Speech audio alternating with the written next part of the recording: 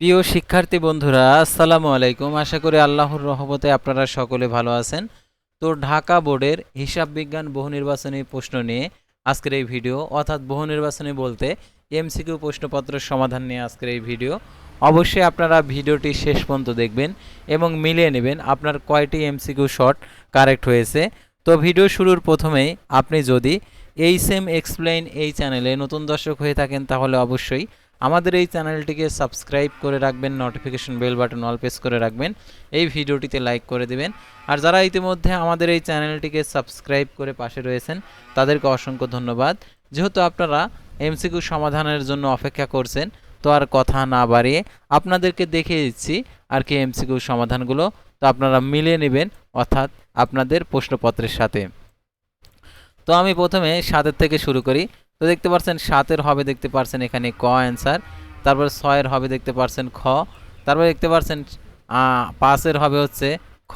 তারপর দেখতে পাচ্ছেন 4 হবে হচ্ছে ঘ। তারপর দেখতে পাচ্ছেন এখানে 3 হবে হচ্ছে ঘ। তারপর 2 হবে হচ্ছে খ। তারপর দেখতে পাচ্ছেন 1 হবে ঘ। তারপর দেখতে পাচ্ছেন 8 হচ্ছে গ, 9 হচ্ছে ক, 10 হচ্ছে ক, 11 হচ্ছে খ।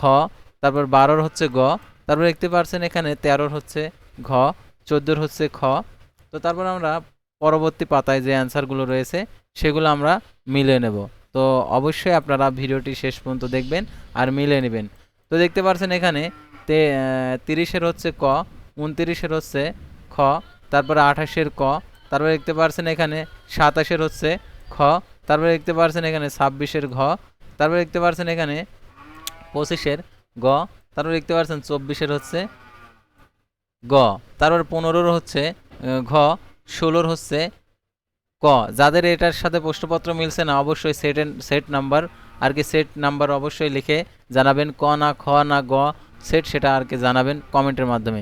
17 হচ্ছে খ, 18 হচ্ছে গ, 19 হচ্ছে ক, 20 হচ্ছে গ, 21 হচ্ছে ঘ, 22 হচ্ছে গ, 23 দেখতে পাচ্ছেন এখানে অ্যান্সার হচ্ছে ক। তো এই ছিল ঢাকা বোর্ডের অ্যান্সার। তো পরবর্তী ভিডিওতে অন্য বোর্ডের অ্যান্সার নিয়ে আপনাদের সামনে হাজির হব। সে পর্যন্ত সবাই ভালো থাকবেন, সুস্থ থাকবেন এবং আমাদের এই চ্যানেলটিকে সাবস্ক্রাইব করে পাশে থাকবেন।